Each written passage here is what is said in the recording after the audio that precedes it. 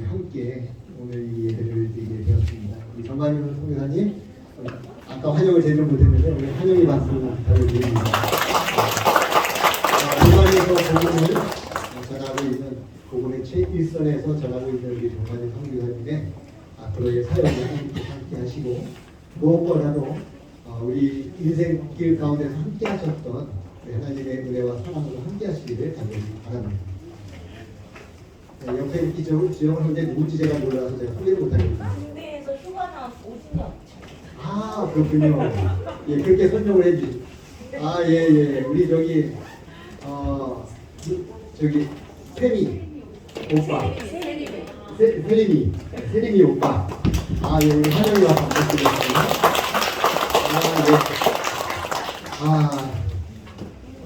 저기 성교서보다 더 힘든 것이 있다면 군대가 아니겠습니까? 네, 그 생활을 하다가 이렇게 또 중간에 휴가를 나와서 우리 함께 예배를 드리는 오진영 청년에게 또 감사를 드립니다. 제가 우리 진영군 군대 간 지가 얼마나 됐죠? 5개월? 예, 그러니까 제가 이름만 알고 얼굴 한 번도 아직 못 본 분이에요. 예, 이름을 제가 여러 번 들어봤는데 오늘 함께 예배드려서 너무나 감사드리고 휴가 중에 만난 하나님 또 우리 주님을 만나시는 기쁨의 안식일이 되기를 간절히 바랍니다. 이제는 야곱과 헤어져야 될 시간이 되겠습니다. 인물 탐험 시간으로 야곱의 인생을 제가 지금까지 6편, 오늘까지 7편의 말씀을 함께 드렸습니다.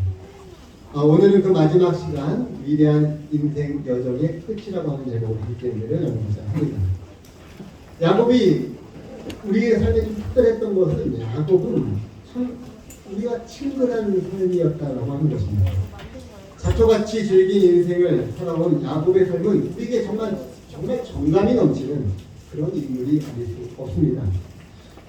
그러나 여러분, 우리가 헤어질 때가 된 것입니다. 어쩌면 이것이 우리 인생이 아닐까 하는 생각이 듭니다. 성경에 나오는 인물 중에서 가장 솔직한 인물이 있다면 저는 이 야곱을 꼽고 싶습니다. 야곱은 너무나 인간적인 인물이었죠. 축복을 받기 위해서 수단과 방법을 가리지 않았던 인물, 사랑을 위해서 자신의 인생을 던져버린 그런 인물, 또 자신의 야망을 위해서라면 하나님의 이름조차 팔았던 야곱을 하나님께서는 이스라엘로 변화시켜 주셨습니다. 이렇게 살아온 야곱, 그에게도 누구에게나 찾아오는 인생의 겨울을 맞이하게 됩니다. 그렇게 열정과 진정이 넘쳤던, 그렇게 부대였던 야곱에게도 인생의 겨울이 찾아올 것이죠. 오늘 아시아학교 수설을 통해서 저희 정성호 장로님께서 말씀하실 때에 인생이 이건 날이 우리가 누구도 상관없게 있습니다. 라는 말씀에 저도 나름 깊이 공감하게 되었습니다. 그렇죠? 누가 인생에 이런 추운 겨울이 올지 누가 알았겠습니까? 저도 우리 이런 청년들, 학생들을 만나면 이랬던 시절이 엊그제 같아서 나도 너만 할 때는 이런 날이 오고 가지 않았어 라고 말했던 분이 여러 번 있었습니다. 열정과 사랑으로 불태웠던 인생의 야곱의 인생 가운데서 드디어 추운 겨울이 찾아온 것입니다.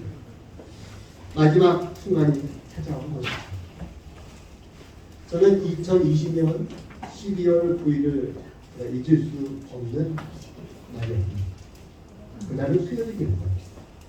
그가 몇 년이 안 지났죠. 2020년 12월 9일.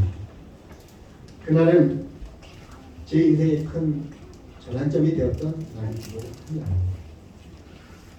저의 생애 가운데서 단 한 번도 나의 곁을 떠날 것이라고 생각도 기대도 하지 않았던 일이 벌어집니다. 그날은 저희 아버지가 돌아가시지 않았습니다. 특별한 질병이나 사고가 있어서 돌아가신 것은 아니고 노화로 돌아가신 겁니다.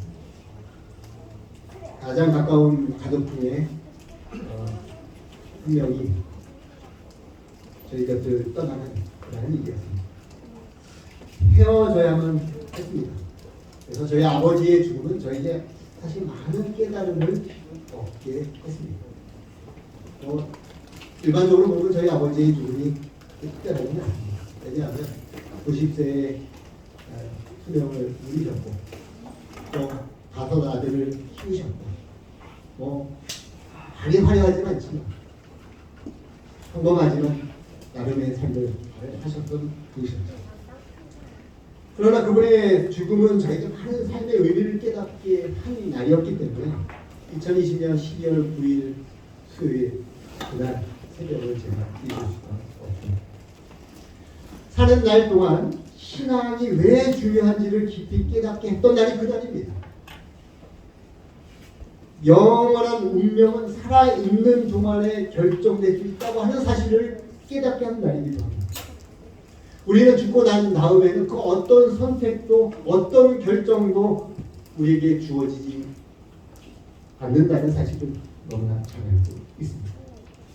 우리는 지금 앞으로 우리의 삶 속에 영생을 얻든지 아니면 멸망을 얻든지 그것은 우리가 살아있는 동안 할 수 있는 선택에 달려 있다고 하는 사실이죠.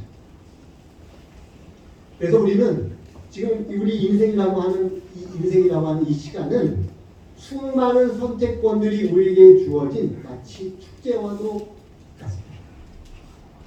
여러분은 무엇을 선택하시겠습니까? 영생을 선택하시겠습니까? 아니면 멸망을 선택하시겠습니까?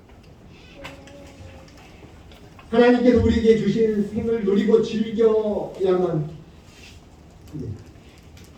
그렇지만 우리 또 한편으로 무엇을 생각해야 될까요? 우리 또 한편으로 죽음에 대해서도 생각해야 할 것입니다. 죽음에 대한 생각을 가지고 우리가 살아있는 동안 죽음에 대한 생각을 가지고 살아가는 것이죠.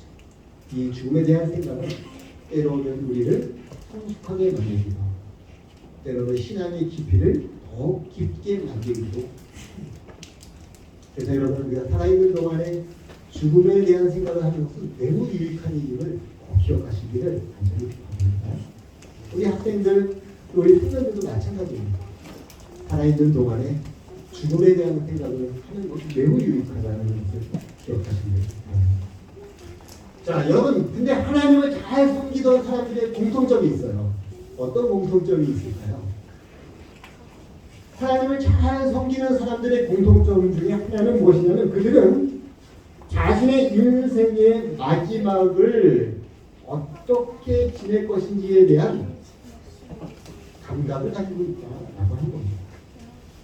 다시 말하면 정말 의식을 가지고 살았다. 우리는 언제 하나님께서 우리를 부르실지 알지 못하는 것을 너무나 잘 알죠. 우리에게 내일이 항상 내일이 보장되어 있으면 얼마나 좋을까요? 항상 내일이 죽을 때까지 보장되어 있습니다. 아무것도 없겠죠. 근데 우리는 언제 죽을지 모르는 그런 불안한 가운데로 살아가기 때문에 그렇기 때문에 우리는 신앙이 매우 중요합니다. 만약 하나님께서 오늘 우리의 생명을 취하신다면 지금 여러분 가장 하고 싶은 말은 무엇일까요? 만약 하나님께서 오늘 나의 생명을 취하신다면 지금 가장 만나고 싶은 사람은 누구입니까?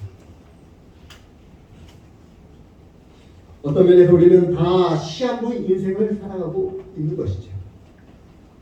정도의 차이, 그저 몇 년 정도의 차이가 날 뿐이지 결국 우리는 다 죽게 되어 있습니다. 야곱의 인생 한번 다시 한번 되돌아보십시오. 야곱은 물질적인 풍요도 경험해봤고 많은 자녀도 낳아봤고 그렇게 야곱의 삶을 살아왔던 이 야곱의 삶을 어떻게 정의할까요?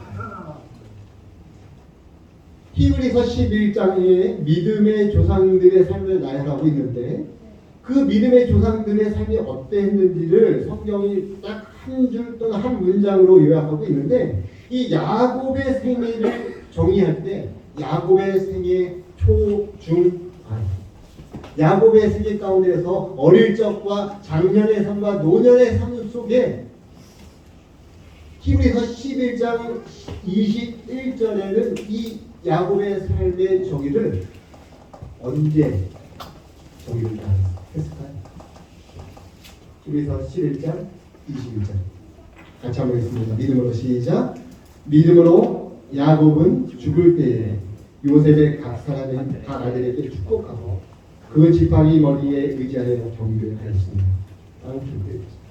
야곱의 승리의 정의는 그가 어릴 적도 아니었고 그가 중년의 나이 때도 아니었고 야곱의 승리의 정의는 언제적을 정의했어요? 야곱의 생애 마지막 생애 죽을 때 믿음으로 야곱은 죽을 때에 요셉의 각 아들에게 축복하고 그 지팡이 머리에 의지하여 경배하였으며 야곱의 생애 가운데서 하나님께서는 그의 삶을 정의하기를 그가 죽을 때에 이런 삶을 살았다 이런 믿음을 가지고 있었다 라고 정의한 것입니다. 사랑하는 성도 여러분, 야곱이 왜 하나님으로부터 이런 사랑을 받았는지 아십니까? 야곱이 하나님의 사랑을 받았던 이유는 무엇이었을까요? 히브리서 11장 21절에 있는 말씀 한번 보십시오. 믿음으로 야곱은 여기에 힌트가 있습니다. 야곱이 하나님의 사랑을 받았던 이유는 바로 믿음 때문에 그런 것입니다. 수많은 이기적 욕망과 실수가 있었죠. 잘못과 부족함이 있었죠. 야곱의 삶에는. 그럼에도 불구하고 하나님께서는 그를 기쁘시게 할 수 있는 믿음을 소유한 사람이었기 때문에 그런 것입니다. 히브리서 11장 6절에 이렇게 기록하고 있습니다. 믿음이 없이는 하나님을 기쁘시게 하지 못하나니 하나님께 나아가는 자는 반드시 그가 되신 것과 또한 그가 자기를 믿는 자들에게 상 주시는 이임을 믿어야 할지니라. 믿음이 없이는 하나님을 기쁘시게 할 수 없다라고 말하고 있어요. 하나님께서 이 야곱을 사랑하신 이유는 야곱이 무엇을 가지고 있는 사람이었어요? 믿음을 가지고 있는 사람이었습니다. 그가 비록 완벽한 성품을 가지고 있지 못한 사람, 이기적인 욕망과 잘못과 실수와 거짓을 그의 삶 속에 난무하여 가족을 속였던 야곱이었지만 하지만 하나님께서는 야곱을 사랑하셨습니다. 성경에 적어도 거짓말 안 한 에서보다 누굴 더 사랑하셨어요? 에서보다 누굴 더 사랑하셨어요? 야곱이에요. 여러분 로마서 9장 13절을 보면요 기록된 바 내가 야곱을 사랑하고 에서를 미워하였다 하시는 것과 같은 이라고 했어요. 내가는 하나님입니다. 기록된 어디에 기록됐냐면 말라기 1장 2절과 3절을 보면 여호와께서 이르시되 내가 너희를 사랑하였노라 하나 너희는 이르기를 주께서 어떻게 우리를 사랑하셨나이까 하는도다. 나 여호와가 말하노라 에서는 야곱의 형이 아니냐. 그러나 내가 누구를 사랑해요? 야곱을 사랑하였고 에서는 미워하였으며 그의 산들을 황폐하게 하였고 그의 산업을 광야의 이리들에게 넘겼느니 하나님께서 누구를 사랑하셨습니까? 야곱. 에서를 뭐 하셨어요? 미워하셨어요. 도대체 왜 그랬을까요? 하나님께서 거짓말로 따지면 누가 더 거짓말을 했어요? 에서가 거짓말하는 장면이 나옵니까? 적어도 성경에 에서가 거짓말했던 장면이 아니에요. 누구는 거짓말했어요? 야곱은 뭐 했어요? 거짓말을 했죠. 아버지를 속였죠. 그죠? 속이는 자입니다. 이름의 뜻으로 봐도 누가 더 의로운 사람 같아요? 성경이 기록되어 있는 기록을 보더라도 에서가 좀 더 나은 사람이죠. 사실 야곱보다. 그러나 에서와 야곱의 가장 큰 차이점이 있어요. 무슨 차이점이 있어요? 사람의 됨됨이의 차이점이었을까요? 아니면 믿음의 유무의 차이였을까요? 됨됨이가는 누가 더 나아 보입니까? 사실 에서가 더 나아 보이죠. 에서가 훨씬 나아 보입니다. 이 에서와 야곱의 가장 큰 차이점은 믿음의 차이점인 것이에요. 야곱의 믿음은 하나님을 기쁘시게 한 것입니다. 그러나 에서는 하나님을 기쁘시게 할 뭐가 없었습니까? 믿음이 없었어요. 그래서 에서는 대표적인 인본주의적 인물이에요. 자기 스스로 자기의 노력과 자기의 의의로 노력하여 살았던 사냥꾼이었죠. 하나님 없이 인생을 살았던 사람이에요. 그게 에서였어요. 그러나 하나님은 야곱을 사랑하셨고 에서는 미워하셨던 것입니다. 사랑하는 성도 여러분, 우리 하나님께서 기뻐하실 만한 믿음을 가지시고 살아가시길 바랍니다. 하나님께서 기뻐할 만한 믿음을 가지시길 바랍니다. 여러분, 내가 어떠한 사람인가 보다 더 중요한 것은 내가 하나님을 기쁘게 할 믿음이 있는가, 이게 더 중요한 것입니다. 여러분, 야곱은 그랬어요. 속이는 자 야곱은 이름의 뜻대로 아버지를 속이고 형을 속였고 하나님의 하실 일을 참지 못하여 성급하게 그의 성품을 드러낸 야곱이었죠. 이보다 더 중요한 것은 그는 하나님을 기쁘시게 할 믿음이 있는 사람이었다라는 겁니다. 우리도 마찬가지입니다. 나도 마찬가지입니다. 우리는 어쩌면 결정적 결함을 가진 사람이 아닐까요? 때로는 버럭 성질내는 우리의 성질을 참지도 않습니다. 버럭은 아니어도 속으로 욕하는 사람 있지 않나요? 이기적인 성질과 욕망이 어디 잘 드러나나요? 혹은 도박이나 술이나 담배에 임박여 살아가고 있지 않나요? 욕정에 사로잡힌 사람일 수도 있겠죠. 그럴 수 있는 겁니다. 우리는 그런 삶에서 변화시켜야 하지만 우리 경험하고 있지 않습니까? 인간이 어떻게 스스로 그런 것들로부터 깨끗해질 수 있겠습니까? 노력은 하지만 쉽지 않다는 걸 우리는 잘 알고 있죠.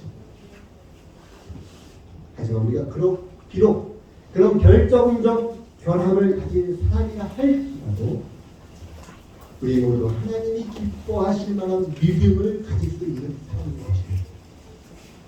그렇게 되면 야곱처럼. 그렇다면 여러분, 하나님을 기쁘시게 한 야곱의 믿음은 무엇일까요? 야곱이 일찍이 꿈을 보죠. 야곱은 창세기 28장 12절에 보면 야곱의 이제 꿈을 봅니다. 우리가 이건 인물을 연구할 때 이미 보았습니다만 그래서 한번 봅니다. 창세기 28장 12절에 꿈에 본즉 뭘 봤어요? 예, 이 하나님으로 가는 길에 야곱이 꿈을 보는데 거기에 사닥다리를 봅니다. 땅에서부터 하늘 꼭대기 이르는 하늘에 닿는 그 기다란 사닥다리를 보는데 하나님의 사자들이 그 위에서 오르락내리락 하는 것을 봅니다. 자, 그런데 이와 똑같은 것을 누구도 볼까요? 누구도 보냐면 예수님도 봐요. 요한복음 1장 51절에도 예수님이 이 장면을 또 비슷한 장면을 봅니다. 요한복음 1장 51절에 또 이르시되 진실로 진실로 너에게 이르노니 하늘이 열리고 하나님의 사자들이 임자 위에 오르락내리락 하는 것을 보리라. 예수님께서 본 이상입니다. 꿈은 아니지만 야곱이 본 꿈과 예수님께서 본 이상이 매우 비슷해요. 그래서 여러분, 공통점이 뭘까요? 공통점이 뭐냐면 야곱이 본 것과 예수님이 본 것의 공통점은 하나님의 사자가 오르락내리락 하는 거예요. 그죠? 그렇다면 야곱이 본 것과 예수님이 본 것의 차이점은 뭘까요? 야곱은 사닥다리를 봤고 예수님은 뭘 봤어요? 임자를 봅니다. 임자를. 그러니까 야곱이 본 것은 사닥다리에 오르락내리락 하는 하나님의 천사를 봤고 예수님은 뭘 봤어요?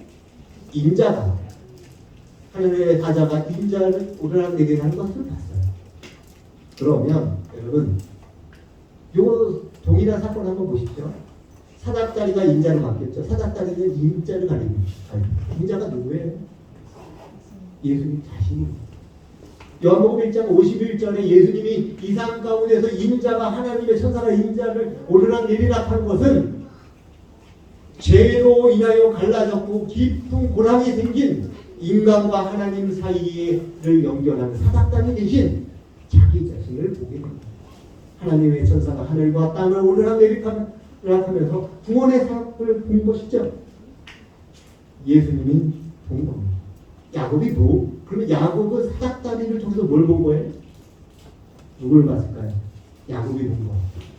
야곱이 본 것은 바로 예수 그리스도이십니다. 예수님이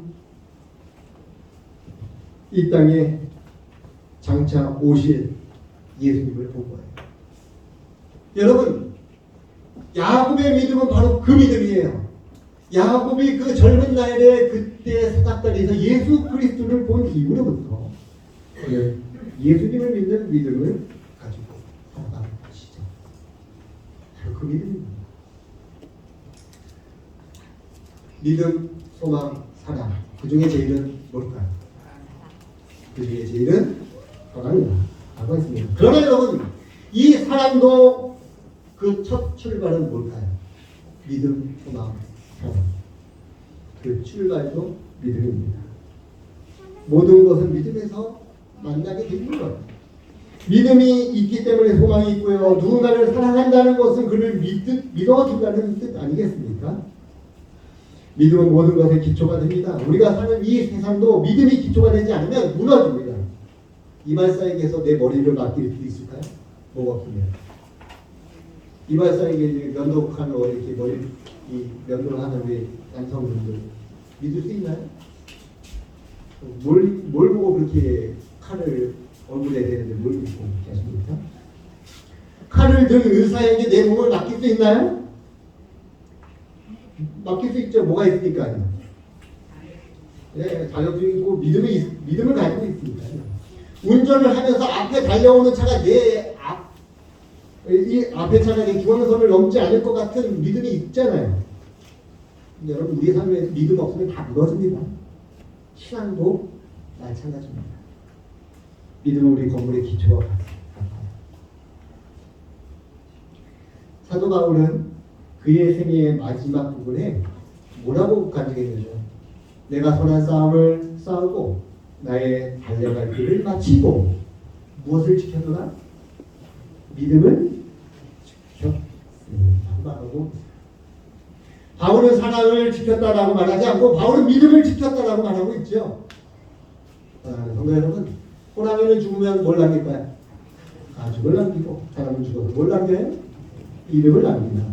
그렇지만 우리 그리스도인은 죽어서 뭘 남길까요? 믿음을 남기는 것입니다. 믿음의 사람 야곱은 어떤 믿음을 그의 생애에 이렇게 마지막에 보여줬을까요? 창세기 49장 28절에는 그가 보여준 마지막 생애의 장면입니다. 창세기 49장 28절 그의 생애, 야곱의 생애의 마지막 부분 이렇게 얘기합니다. 이들은 이스라엘의 12지파라. 이와 같이 그들의 아버지가 그들에게 말하고 그들에게 축복하였습니다. 또 그들 각 사람의 분량대로 축복하였더라. 누가 한 얘기예요? 야곱이 그 아들과 또 그 자손들과 또 요셉의 자손들에게 이렇게 말합니다. 그리고 야곱은 12지파 12아들이죠. 이렇게 마지막 생애의 축복을 합니다. 야곱은 축복을 소중하게 여겼던 사람이죠. 세상적 물질적 축복을 추구하며 살았죠. 그죠? 그리고 그런 삶을 기대했어요. 결국 그는 세상에서 가장 소중한 축복은 세상의 물질적 또는 세상적 축복이 아니라 결국은 하나님의 축복임을 깨닫게 됩니다. 하나님의 축복을 받는 것이 이 세상의 어떤 것보다도 귀중한 하나님의 축복임을 알게 됐습니다. 그래서 야곱은 야곱 강가에서 그렇죠? 당신이 나를 축복하지 않는다면 이 힘을 놓지 않겠다라는 말은 가면 데리고 축복을 얻어내요. 야곱은 세상의 축복이 아닌 하나님의 축복이 가장 귀중한 것임을 깨닫게 했습니다. 또 이 야곱은 각 사람의 분량대로 축복을 합니다. 여기 보니까 이스라엘 12지파 그리고 각 사람의 분량대로 축복하였다라는 기록되어 있어요. 야곱은 단순히 야곱 자신의 생각이나 그리고 또 의지, 계획에 따라 축복한 것이 아니라 그것은 하나님의 예지와 또 하나님의 예정에 따라 축복을 선언한 겁니다. 이러한 축복의 선언은 그냥 모든 사람들 12 아들들에게 그냥 이렇게 균일하게 한 것이 아니라 각 뭐에 따라 각 사람의 분량대로 다르게 축복하셨다라고 기록되어 있습니다. 그 아들들의 지난 과거의 행실에 따라 하나님께서 행하실 일들을 축복하신 거죠. 이게 야곱이 축복한 모습입니다. 여러분, 하나님께서 우리에게 주시는 축복의 분량이 같을까요? 다를까요? 같을까요? 같을까요? 같을까요? 다를까요? 다릅니다. 사람마다 축복의 분량이 다릅니다. 어떤 사람은 한 달란트를, 어떤 사람은 3달란트를, 어떤 사람은 5달란트를 받는 것이죠. 야곱이 그 12 아들에게도 동일한 분량이 아니다. 그가 어떻게 살아왔는지 과거의 삶의 분량에 바뀌고 주신 겁니다. 사랑하는 성도 여러분, 지금 나의 목에 감사하시길 바랍니다. 루벤의 축복과 시몬과 레위의 축복이 목이 난 것이죠. 근데 여러분, 때로는 따끔한 질타가 그들에게 축복이 되기도 한 것입니다. 그러므로 지금 나의 나된 것을 하나님의 은혜임을 기억하시길 바랍니다. 우리는 사도 바울처럼 간증하고 고백하게 해달라고 날마다 기도하시는 여러분이 되기를 바랍니다. 고린도전서 15장 10절에 이렇게 기록하고 있습니다. 같이 한번 있습니다. 그러나 우리 같이 한번 있습니다. 시작. 그러나 내가 나된 것은 하나님의 은혜로 된 것이니 내게 주신 그의 은혜가 헛되지 아니하리라. 내가 모든 사도보다 더 많이 수고하였으나 내가 한 것이 아니라 오직 나와 함께 하신 하나님의 은혜로라. 아멘. 이 말씀이 우리의 생애의 모토가 되시기를 바랍니다. 나의 나된 것은 다 하나님의 은혜로 된 것이다. 각 사람에게 주신 축복의 분량에 맞게끔 만족하는 귀한 것으로 여기시는 우리 여러분 되시기를 바랍니다. 여러분, 사람이 귀가 2개, 입이 하나인 이유가 뭘까요? 혹자는 말하기를 말하는 것보다 뭘 더 많이 하라고? 듣는 걸 더 많이 하라고. 듣는 것이 더 중요하기 때문이라고 합니다. 그런 입장에서 생각해보면 반대로 한번, 만약 하나님께서 귀를 하나, 입을 2개 만들어 주셨으면 어땠을까? 하나님께서 하나를 만들어 주신 게 정말 다행이구나 하는 생각도 들기도 합니다. 가급적 많이 듣도록 하시니 하나님의 의도가 아닐까 생각을 합니다. 말은 적게 하라 하셨던 것이죠. 그러면 적게 말을 해야 하는 것이 옳은데, 그렇다면 어떻게 우리 입으로 어떤 말을 해야 될까? 저는 이 노년의 야곱을 보면서 깊은 감동을 받습니다. 그의 노년을 더욱 위대하게 만드는 것은 그의 믿음에 대한 태도나 그의 믿음과 그의 태도 그리고 그의 마음. 그는 축복을 노인이 된 야곱이 그 아들들의 행실을 생각하면 어땠을까요, 여러분? 아버지 된 야곱이 그 아들들의 행실을 보면 우리 아들은 너무 괜찮아, 너무 훌륭해라고 생각했을까요? 부족하다고 생각했을까요? 여러분들은 여러분 자녀들에 대해서 어떻게 생각하십니까? 만족스럽고 완벽하다고 생각하십니까? 늘 부족하고 늘 좀 뭔가 좀 더 잘했으면 좋겠고 그러진 않나요? 만약 여러분 야곱이 그런 마음을 가지고 이 아들들에게 이야기했다면 축복이 아니라 무슨 소리를 더 했을까요? 무슨 소리를 더 많이 하게 됐을까요? 아마 축복이 아니라 잔소리를 더 많이 하지 않았을까요? 사실 제가 들어보면 제가 그렇습니다. 우리 자녀를 보면 축복보다는 잔소리를 더 많이 하게 되죠. 나이가 들다 보면 들수록 잔소리보다는 축복을 더 많이 하라고 하는 것이 우리 삶의 교훈입니다. 야곱의 생애 가운데서 보여주신 그의 모습은 여러분 야곱도 아들들에게 할 잔소리가 많았겠죠. 그러나 그의 인생의 마지막 부분에 잔소리보다는 축복의 말을 전합니다. 축복의 말을 전하는 우리 사랑하는 성도들이 되기를 바랍니다. 우리가 만나는 사람이 젊든지 아니면 나이가 든 사람을 만나든지 우리는 축복의 말을 전해야 합니다. 하나님의 축복이 당신과 함께 할 것입니다. 이렇게 격려하시고 위로하시기 바랍니다. 그의 미래에 하나님의 축복이 함께 하기를 축복해 주시기 바랍니다. 사실 쉽지 않습니다. 이 잔소리의 기운이 여기 목구멍까지 사실 넘어옵니다. 하지만 오늘 야곱의 노년에 그의 아들들에게 베푼 축복을 기억하시면 좋겠습니다.